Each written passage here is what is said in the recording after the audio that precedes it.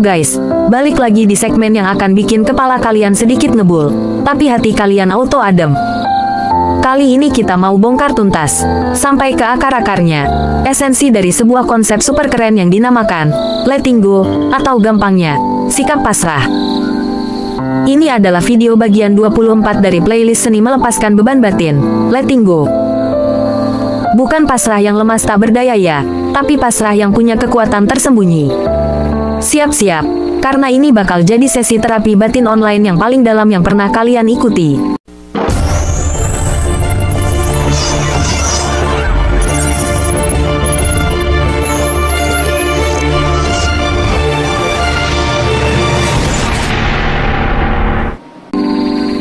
Guys, coba jujur, selama ini, siapa yang paling sering kalian hargai dalam hidup? Ibu, anak, pasangan. Menariknya, survei spontan menunjukkan, banyak dari kita melupakan diri sendiri. Kita lupa kalau yang bareng kita 24 jam seminggu, yang perlu dihargai, yang paling kekurangan perhatian, adalah diri kita sendiri. Ini clue pertama kenapa letting go itu penting. Part 1. Hukum kesadaran dan jebakan pikiran negatif.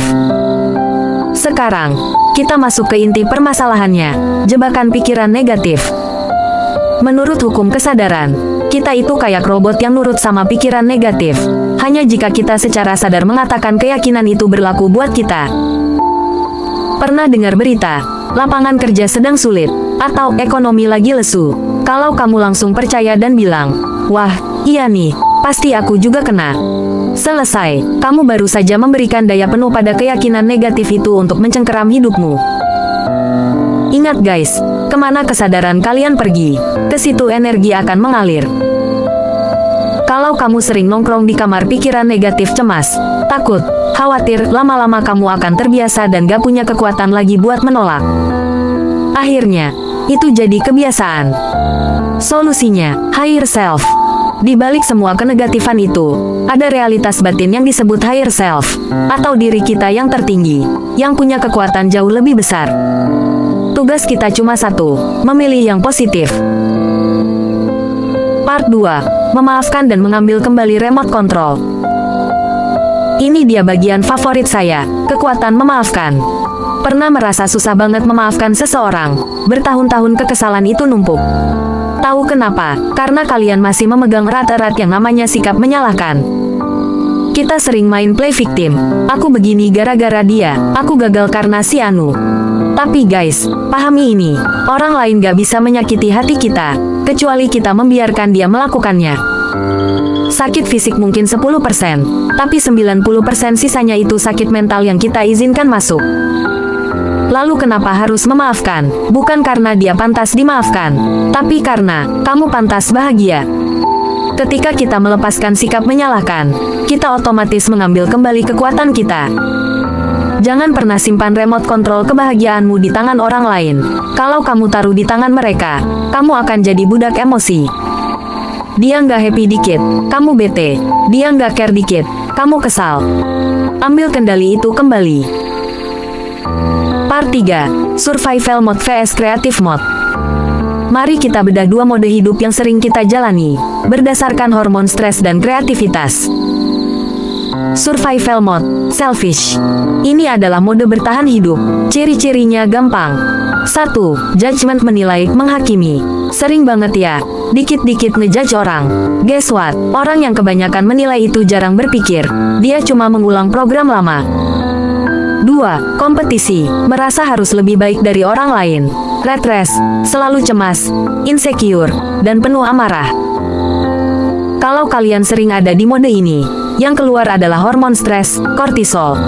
Otak kalian penuh antisipasi. Kalau gini gimana? Kalau gitu gimana? Alhasil, kalian susah kreatif dan gak bisa berdamai dengan ketidakpastian. Creative Mode, selfless. Ini adalah mode penciptaan. Ciri-cirinya, being present, hadir utuh di saat ini. Holiness, merasa utuh, damai, sukacita, cinta, dan penuh rasa syukur. Kabar baiknya, memilih mode itu adalah pilihanmu saat ini.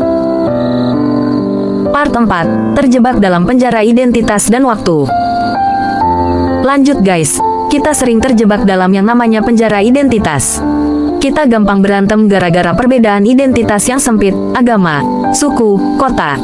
Padahal, kalau kita perluas skopnya, interrealitas subjektif kita akan sadar bahwa kita semua ini adalah sesama makhluk semesta. Kita diajak untuk berkolaborasi, bukan berkompetisi. Kompetisi sejati itu bukan untuk mengalahkan, tapi untuk saling mengasah. Dan ngomongin penjara, kita juga dipenjara oleh waktu. Di alam bawah sadar, gak ada yang namanya waktu. Kita bisa mengulang kejadian 10 tahun lalu di detik ini juga. Jadi yang menyiksa kita itu bukan waktu, tapi kita sendiri yang terus-menerus memutar memori lama. Makanya ada quote keren, time will heal, no, practice will heal. Part 5. Mengakhiri permainan menyalahkan. Di sesi terakhir ini, ada 2 tamparan keras untuk kita semua. Pertama, mengenai keputusan masa lalu. Jangan pernah menyesali keputusan masa lalu. Apapun yang kalian putuskan, saat itu adalah yang terbaik bagi kalian. Saat itu, itulah puncak kesadaran, kecerdasan, dan kepolosan batinmu. Maka, hentikan shame, rasa malu, dan guilt, rasa bersalah karena level ini adalah level kesadaran yang sangat rendah. Kedua, menghentikan permainan menyalahkan. Orang lain mungkin menyakiti kita cuma sekali, tapi yang mengulang-ulang di dalam memori, yang terus-menerus menggunjing, adalah diri kita sendiri. Jadi yang jahat sebenarnya siapa? Ini closing statement yang harus kalian ingat. Kita tidak perlu lagi menyalahkan mereka, atau diri sendiri. Kita bisa menghentikan seluruh permainan menyalahkan. Anggap saja itu sudah kadaluarsa dan tidak efektif. Guys, kalau ada yang datang ke hidup kita, pilihannya cuma 2, membuatmu luka atau membuatmu tumbuh. Pilih dengan bijaksana. Part 6. Penutup. Jadi, pelajaran penting kita kali ini adalah, jangan lelah untuk bertumbuh. Jangan lelah untuk berubah, jangan lelah untuk melepaskan. Karena sesungguhnya hidup itu urusannya cuma itu. Semoga sesi kali ini membawa manfaat dan kedamaian di hati kalian. Thank you sudah mau belajar bareng. Ingat, kita semua sesama murid di semesta ini. Jangan lupa like, comment, and subscribe kalau kalian merasa konten ini berfaedah. Sampai jumpa di video bagian 25 dalam playlist Seni Melepaskan Beban Batin. Letting Go.